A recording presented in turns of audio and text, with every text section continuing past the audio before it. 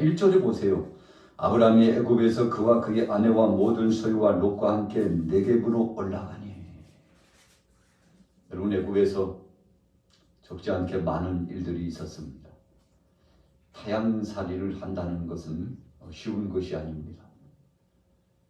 땅도 그렇지만 지형과 환경도 그렇지만 거기에 머물고 있는 사람들과 더불어서 함께 접촉하고 관계를 가지면서 산다는 것은 적지 않게 큰 부담감이 있을 수 있습니다. 그런데 그 부담감을 하나님을 믿는 믿음으로 떨쳤던 인물이 바로 오늘 본문에 등장하고 있는 아브라함입니다. 저도 마찬가지고 여러분들도 마찬가지입니다. 대부분이 고향을 떠나서 생활합니다. 그러나 고향을 떠났지만 타향살이도 오래 하다 보면 제2의 고향과 같은 그 수준의 범위가 이릅니다. 땅도 익숙하고 환경도 익숙합니다. 함께하는 이웃들과 또 행하는 생업 속에 익숙한 일들이 계속 진행됩니다. 그래서 그런 말이 있잖아요. 타향이 고향이 됐구나. 타향이 고향이 됐어요. 왠지 이제는 고향에 가면 오히려 익숙하지 않고 먼 그림자와 같고, 그래서 오랫동안 새로운 둥지를 들고 머물렀던 바로 그 땅이 고향인 듯한 그런 인상이 짙고, 또 거기로 떠나가고자 하는, 그곳으로 또 이동하고자 하는 충동이 있지 않습니까? 오늘 본문의 아브라함이 애굽에서 출발하여 나왔습니다. 조카 롯과 더불어서 하나님께서 허락하신 삶을 진행해 나가는데 많은 어려움과 우여곡절이 있었지만 잘 이겨나가고 나왔습니다. 그리고는 어디로 갔습니까? 오늘 1절 후미에 보니까 네겝으로 올라가니. 네겝으로 올라가니. 우리가 성서 지도를 보면 네겝이라고 하는 것은 요단강이 흘러가는 그 중심축에서 서쪽 방향으로, 그래서 네겝이라고 하는 것은 건조하다, 건조한 땅이라는 뜻입니다. 여러분, 팔레스타인 땅이 젖과 꿀이 흐르는 기름진 땅이 사실은 아니래요. 메마르고 비가 적게 내리고 사막을 끼고 있고 또 서쪽으로는 지중해, 엄청난 이 바람과 또 적지 않게 기온차가 변화무쌍해가지고 사람이 살기에는 썩 적합하지 않은 그런 땅처럼 그런 인상이 짙은 곳이 바로 네겝입니다. 약속의 땅, 가나안 땅 중심축을 이루고 있는 곳이 네겝입니다. 아브라함이 그 땅이 생각났죠. 하나님의 말씀을 기억하고 애굽에서 살아가는 것은 하나님의 뜻이 아니고 약속의 땅, 하나님이 지시하신 땅, 그곳에 가서 거주하는 것이 하나님께서 복을 주시고 하나님의 말씀 중심으로 살아갈 수 있는 터전이라고 생각을 했던 거죠. 여러분, 우리가 일상생활을 하면서 우리에게 익숙한 곳이 좋은 것입니다. 익숙치 않다는 것은 하나님께서 원치 않는 것이라는 거죠. 적어도 믿음 안에서 보면 그렇습니다. 하나님의 말씀 안에서 비춰보면 그렇습니다. 주님의 말씀, 그 빛과 같은 말씀으로 비춰보고 신앙의 양심으로 재조명해 보면 내가 입어서는 안 될 옷을 입었구나, 그런 생각이 들면 옷을 벗어 내게 익숙한 옷으로 갈아입습니다. 먹던 음식도 마찬가지입니다. 내가 먹어서는 안 될 음식을 먹으면 세상적인 것이요, 하나님께서 기뻐하시지 않는 음식을 먹고 마시면 몸이 이상해집니다. 정신도 혼미해집니다. 영적으로도 쇠잔해져 갑니다. 하나님께서 기뻐하시지 않는다는 것을 성령의 역사하심 속에 감지합니다. 여러분, 그래서 우리 속에도 다 제외시킵니다. 씻어낼 것은 씻어내고 태울 것은 태워내고 벗어버릴 것은 벗어버리고 하나님이 기뻐하시는 걸로 우리가 우리 자신을 전신갑주하게 되는데 오늘 아브라함도 그런 삶을 전환했다는 것입니다. 자, 2절에 보세요. 아브라함에게 가축과 은과 금이 풍부하였더라. 그가 네게브에서부터 길을 떠나 베델에 이르며 베델과 아이 사이 고천에 장막 쳤던 곳에 이르니. 전에 장막 쳤던 곳에 이르니. 그리고 4절에 보세요. 그가 처음으로 제단을 쌓은 곳이라. 첫사랑 주님을 향해서 신실한 믿음을 가졌던 바로 그곳으로 그 땅으로 들어간 것입니다. 이것을 우리가 회복이라고 표현합니다. 여러분, 애굽이요 여러 가지로 풍성한 것이 많이 있습니다. 또 어찌 보면 세상적으로 보면 출세 가도를 달릴 수 있는 데 있어서 상당 부분 그곳이 더 좋은 곳일 수 있습니다. 그러나 거기에는 머무를 땅이 아니라는 사실을 제가 알았죠. 그리고는 네게브, 하나님이 지시하시고 이끌어 가시고 제단을 쌓게 하시고 하나님 앞에 예배 중심으로 살고 하나님 앞에 영광 돌리며 자기 자신을 헌신적으로 올려드렸던 그 땅, 거기 들어가서 하나님 앞에 첫사랑의 회복을 갖게 되었다는 것입니다. 여러분, 우리가 아무리 오랜 기간 동안 독립적으로 건장하게 성숙되어져 살아가도 부모 안에서 태어난 자녀들은 그 부모의 영향력을 계속 받고 있는 것입니다. 30이 되고 40이 돼서 이제는 장정이 되었지만 어머니의 영향력을 무시할 수 없어. 아버지의 영향력을 무시할 수 없습니다. 부모의 그 선한 영향력이 우리 속에 배어 있어요. 말하는 것이나 생각하는 것이나 행동, 거짓, 언행, 심사가 부모를 꼭 닮았다는 사실을 우리가 발견해 보게 되지 않습니까? 그래서 지워버리려고 해도 지워지지 않아요. 떨쳐버리려고 해도 떨쳐지지 않아요. 이제는 관계를 끊어야 되겠다고 생각할 때도 있죠. 그러나 여러분, 이 관계가 끊어지지 않아요. 계속 존속됩니다.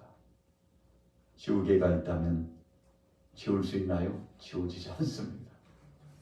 여러분, 연필은 썼다가 다시 지울 수 있을지 몰라도 부모와 나 사이의 관계를 지울 수 없습니다. 피가 흐르고 있어요. 세포 조직이 유전적으로 우리 안에 이미 하나님이 허락하신 그 섭리 가운데 젖어들어 있습니다. 깊이 배어 있어요. 그래서 이런 영향력 안에 살아가는데 오늘 아브라함이 하나님께서 주신 첫사랑과 그 은혜가 자신의 속에 배어 있다는 사실을 발견했죠.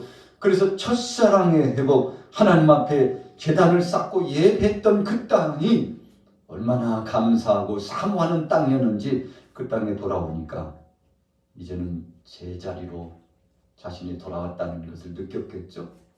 여러분, 우리 믿음의 사람들도 마찬가지입니다.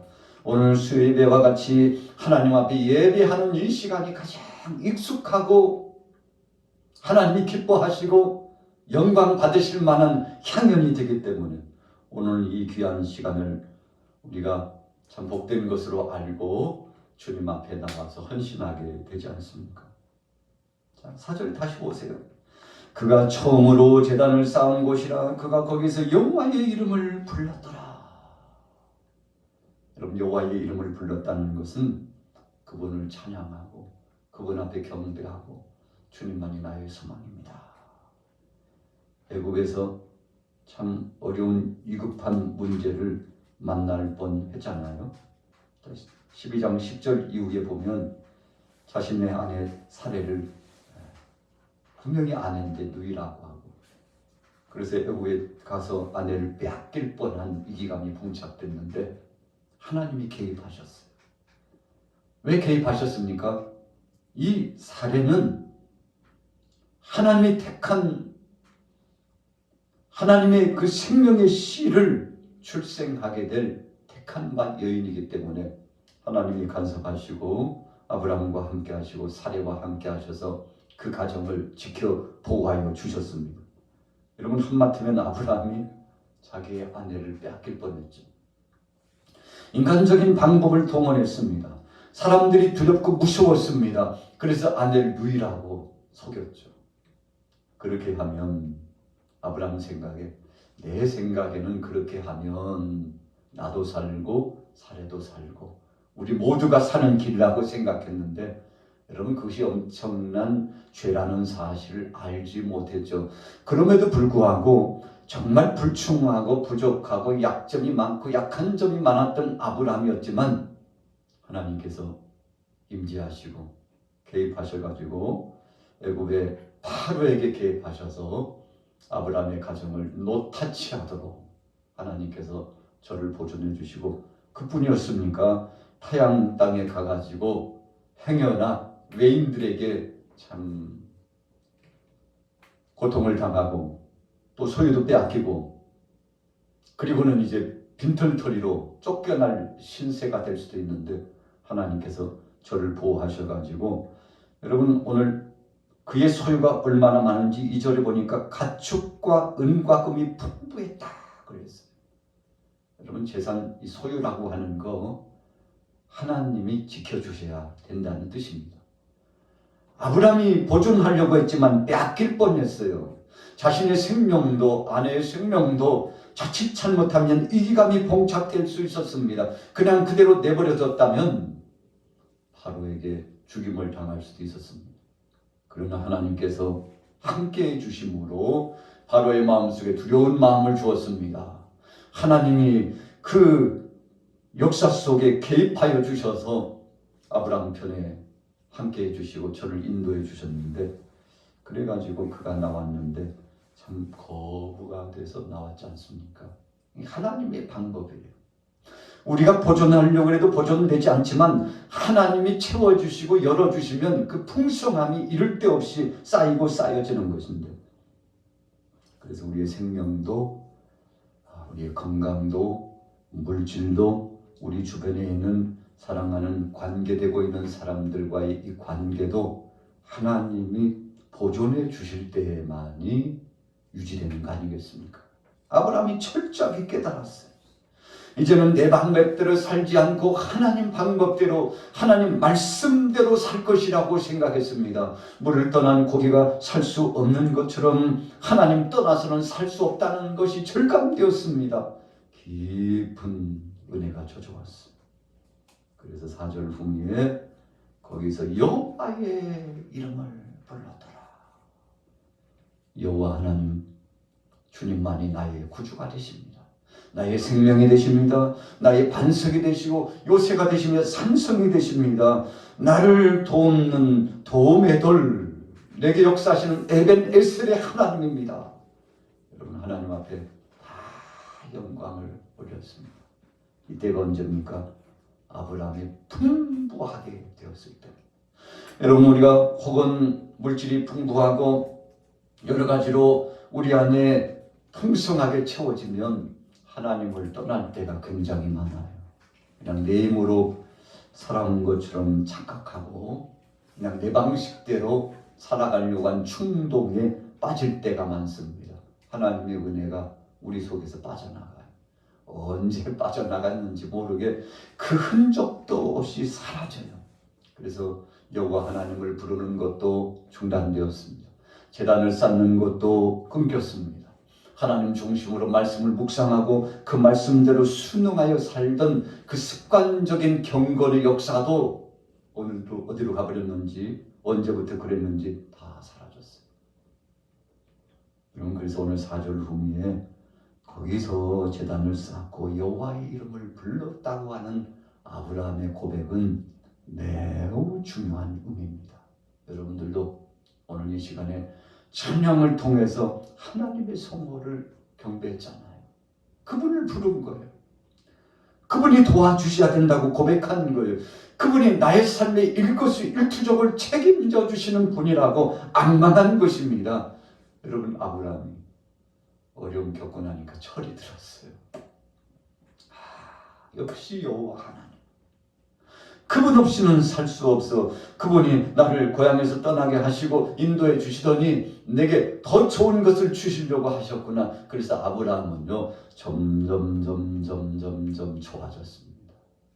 우리 믿음의 사람들은요 우리가 아직 잘 보지 못하고 깨닫지 못해서 그러지 점점 나빠지는 사람은 거의 없습니다.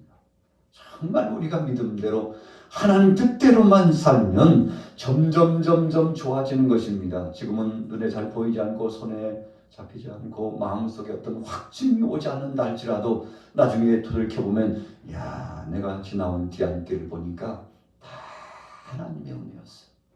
참 그 순간에 하나님이 도와주시지 않았으면 어쩔 뻔했어. 여러분 참 끔찍하게 생각되고 지금도 손에 땀이 쥐어질 만큼 긴장감이 올 때가 있죠. 오늘 아브라함이 그랬습니다. 주님만이 나의 하나님입니다. 여호와여, 하나님의 이름을 부르고 주님 앞에 경배했는데, 우리가 지도자 모세에게 여호와가 무엇인지 말씀해 주잖아요. 여호와라고 하는 것은 스스로 계신 분이다. 그래서 그분이 천지 만물을 창조하셨고, 그분이 역사를 주관하고, 그분이 생명을 주관하고, 어떤 피조된 우상과 같지 않고 그분은 자존하시는 분, 스스로 역사하시는 분이라는 고백인데, 아브라함이 하나님은 애굽에도 계시고 여기 가나안 땅에도 계시고 저 높은 하늘에도 계시고 아니 계신 데가 없고, 하나님은 나의 일거수일투족을 주관하신 분이라고 고백했는데, 자 거기서 여호와의 이름을 불렀더라. 자 5절 6절 보세요. 아브라함의 일행 롯도 양과 소와 장막이 있으므로 그 땅이 그들이 동거하기에 넉넉하지 못하였으니 이는 그들의 소유가 많아서 동거할 수 없었음이니라.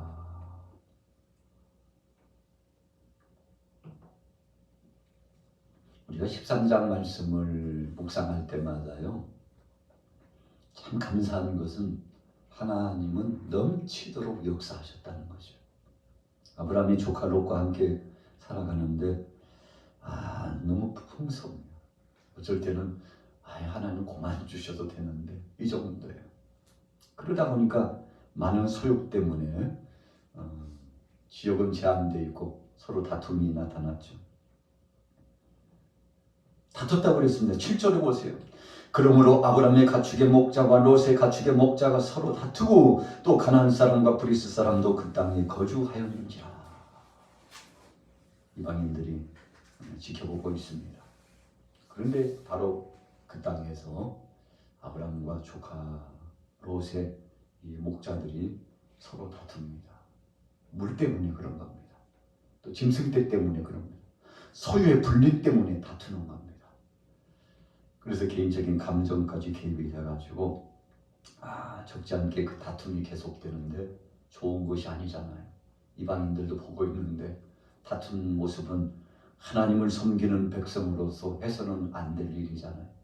그래서 다툼을 최소화시키고 어떻게 하면 롯도 강건하게 잘 살고 또 나도 하나님 은혜 가운데 복을 누리면서 계속 살 수 있을까, 아브라함이 생각을 했죠.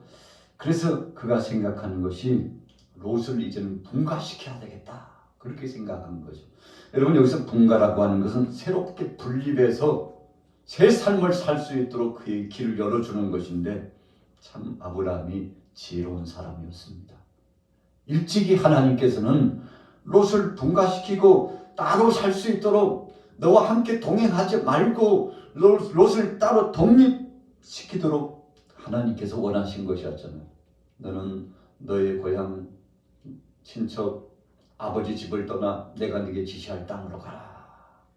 시간이 지나니까요, 아브라함이 이제 롯을 안 보낼 수가 없게 되었어요. 여러분 이것이 하나님의 섭리적인 방법입니다. 하나님은 자유롭게 진행하도록 내버려 두시는 것 같아도 언젠가는 시간이 되면 분리하고 독립할 수 있도록 롯과 아브라함의 관계를 떼어놓고 롯이 독립적으로 살아갈 수 있도록 그렇게 인도하고자 하는 하나님의 섭리가 배경적으로 깔려 있었다는 것입니다. 자, 8절 우리 같이 한번 읽어볼까요? 8절 9절입니다. 시작. 아브라함이 롯에게 이르되 우리는 한 친족이라 나나 너나 내 목자나 서로 다투게 하지 말자. 내 앞에 온 땅이 있지 아니하냐. 나를 떠나 가라. 네가 좌하면 나는 우하고 네가 우하면 나는 좌리라. 아멘. 여러분 참 지혜로운 아브라함이죠. 선택권을 바로 롯에게 주었습니다. 아랫사람이지만 조카 롯에게 선택권을 주었습니다. 그리고 롯이 가고 싶은 곳으로 가도록. 롯이 보니까요, 야 얼마나 물이 좋은지 산천 초목 참 좋아요. 어느 쪽이요? 소돔 땅 쪽, 이 요단강을 끼고 있는 이 동쪽 방향이 너무 좋은 거예요. 이 네게부로 이 서쪽 방향하고는 차원이 달라요. 그래서 이왕이면 저 동쪽으로 가겠습니다요. 괜찮겠습니까? 여러분 물 좋고 초목 있고 그리고 살기 좋은 새로운 그 땅, 아름다운 땅 얼마나 좋았으면 10절 후미해 보세요. 소돔과 고모라를 멸하기 전이었으므로 여호와의 동산 같고 애굽 땅과 같았더라. 여러분 하나님께서 지어주신 동산, 에덴 동산을 방불케 하는 그 놀라운 복된 땅. 이 아브라함이 애굽을 다녀왔잖아요. 기름진 땅이에요. 지중해를 옆에 끼고 있는 땅인데 서남쪽 방향으로 꼬리표 쪽에 이 애굽이 있는데 문명이 발달하고 문화가 발전되고 참 좋은 땅이죠. 그러나 오늘 롯도 보니까 그 땅을 바라보고 갔습니다. 아브라함은 그 땅을 떠나왔지만 롯은 이 애굽과 같은 기름진 땅이 여기에도 있구나. 소돔 땅을 바라보면서 눈에 보기 좋은 그 땅을 향하여 쫙 진행해 갔습니다. 여러분 우리가 성경 속에서 정말 중요한 교훈 한 가지는 눈에 보기 좋은 대로 따라가면 결코 좋은 일이 있는 것만은 아니라는 것을 우리가 기억하게 됩니다. 이 롯이요 참 좋아 보여요. 양을 치고 소를 치고 염소를 치는 데는 최적의 땅이 사람들이 음집해가지고 도시도 인접해 있으니까 얼마나 좋습니까? 그래서 그 땅을 향하여 갔는데 아브라함 두말하지 않고 네가 가장 좋은 거 선택했으니 그곳으로 가라고 자유를 주게 됩니다. 여러분 롯이 그곳으로 향하여 가게 되었죠. 자, 핵심적인 말씀은 바로 13절과 12절과 13절입니다. 같이 읽어보겠습니다. 12절 시작. 아브라함은 가나안 땅에 거주하였고 롯은 그 지역의 도시들에 머무르며 그 장막을 옮겨 소돔까지 이르렀더라. 소돔 사람은 여호와 앞에 악하며 큰 죄인이었더라. 여러분 어찌 보면은 아브라함도 눈이 있잖아요. 생각이 있는 사람이잖아요. 조카 롯이 그 방향으로 갔으면 롯을 통해서 소식을 들었을 겁니다. 아이고 삼촌 여기 와보니까 대단합니다요. 대단합니다요. 여기 한번 오시죠. 아이고 내게 보고 그 땅하고는 비교도 안 됩니다. 와서 살아보니까 대단합니다. 저만 살기에는 아까운 땅입니다. 여러분 왜 유혹을 받지 않았을까요? 자, 그럼에도 불구하고 아브라함의 마음속에는 아브라함은 가나안 땅에 거주하였고 거기에다 다 못을 박았어요. 왜 그랬습니까? 바로 이 땅은 하나님께서 약속하시며 책임져 주시는 약속의 땅이라고 그가 생각을 했기 때문에 그렇습니다. 눈에 보기에는 좋아 보이지 않다 할지라도 인간적으로 볼 때는 손해볼 것 같은 상황이 전개되고 여러분 소돔 땅을 바라보고 요단 동쪽 방향을 보면 자꾸만 고개가 돌아가고 눈이 끌리고 미혹을 당할 수도 있고 나도 한번 이주해 볼까 거기 갔는데 뭐 살만하고 이 땅하고는 비교도 안 된다는 등등 이런저런 여러분 그러나 아브라함은 그것을 바라보지 않았습니다. 하나님께서 주신 약속의 땅, 이 땅을 바라보고 하나님 앞에 영광 돌리면서 진솔한 믿음을 가지고 나갔는데 여러분 어떻게 되었습니까? 그냥 얼마 안 있으면은 멸망당할 것 같은. 그래서 네게브로, 이 네게브라고 하는 거 건조하고 거칠은 땅이잖아요. 그래서 건조하고 거친 땅에서 점점 쇠퇴해질 것 같은 그런 위기감이 올 수 있잖아요. 그런데 하나님께서 저를 도와주셨습니다. 물 한 방울 솟아오르지 않을 것 같은데 땅을 파면 생수가 솟구쳐 올라와요. 여러분 80년대 90년대 우리나라에서 건설의 이 기술이 이제 발달을 해가지고 우리나라도 한참 개발되고 발달되던 때인데 여러분 그때 중동 지역으로 얼마나 많은 인력들이 나갔습니까?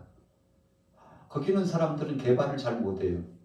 그러나 우리 대한민국의 건설사들이 개발의 기술이 좋아가지고 여러분 전쟁의 포화가 지나간 다음에 쑥대밭이 된 이 땅을 새롭게 하나님의 은혜 가운데 건설했지 않습니까? 그런 노하우를 가지고 중동에 가가지고 여러분 건설의 역사를 진행했는데 지금도요 큰 사역을 진행하고 우리 대한민국 하면 건설의 제2, 제3이라고 하면 서러운 만큼 그렇게 소문이 나 있지 않습니까? 여러분 하나님의 은혜 가운데 지혜를 터득했어요. 물이 없으면 물을 끌어오면 되지. 그래서 배관을 놓아가지고 물 있는 곳에서 물 없는 곳을 끌어와가지고 도시를 건설하고 마치 재창조적인 역사가 진행되는 것처럼 놀라운 역사를 진행하니까 중동 사람들이 깜짝 놀랐죠. 여러분 물이 귀합니다. 그런데 하나님의 은혜 가닥에 땅을 파면 생수가 솟구쳐 나옵니다. 여러분 이것을 하나님이 허락하신 생명수라고 그러지 않습니까? 그래서 아브라함을 하나님이 책임져 주셨습니다. 살 수 없는 땅인데 살 수 있는 옥토와 같은 땅으로 역사해 주셨어요. 여러분 가나안 땅, 약속의 땅, 젖과 꿀이 흐르는 땅이라고 그러지만 하나님께서 이른 비와 늦은 비, 늦은 비와 이른 비를 내려주시지 않으면 흉년에 들어서 농사를 지을 수 없는 지역이 바로 그 지역이 팔레스타인 지역 아닙니까? 아브라함이 믿음으로 나갔더니 하나님이 책임져 주었습니다. 세상 것 다 내려놓고 눈에 보기 좋은 것 다 내려놓고 하나님 한 분만 역사하시면 된다고. 여러분 인간적인 산술 방식으로 계산기를 탁탁탁 두들기면요. 이렇게 하면 유익이 되고 이렇게 하면 손해가 될 것이라고 하는 거 왜 아브라함이 몰랐겠습니까? 그러나 아브라함은 세상적인 계산 방식을 선택하지 않았습니다. 중요한 것은 하나님이 나와 함께 하시는 거다. 조카 롯에게도 하나님이 함께 하시면 그의 삶이 달라질 것이요. 바로 내 삶도 하나님이 역사하시면 일거수일투족을 책임져 주셔서 기적을 체험하리라고 하는 믿음으로. 그래서 이미 애국에서 경험했잖아요. 갈대아 우르에서 경험했잖아요. 하나님이 지시하신 곳에 가고 제단을 쌓고 예배 중심으로 가면 하나님이 살리시고 하나님이 먹이시고 하나님이 입혀주시고 하나님께서 새롭게 건설의 복을 주신다. 그래서 오늘 본문의 핵심적인 포인트 4절에 그가 처음으로 제단을 쌓은 곳이라 그가 거기서 여호와의 이름을 불렀더라. 여러분 이번 남은 나흘 동안도 하나님을 부르십시오. 정말 위기감이 봉착되고 있습니까? 혹시라도 어려움 속에 기도 제목이 있습니까? 그때마다 하나님 역사하옵소서.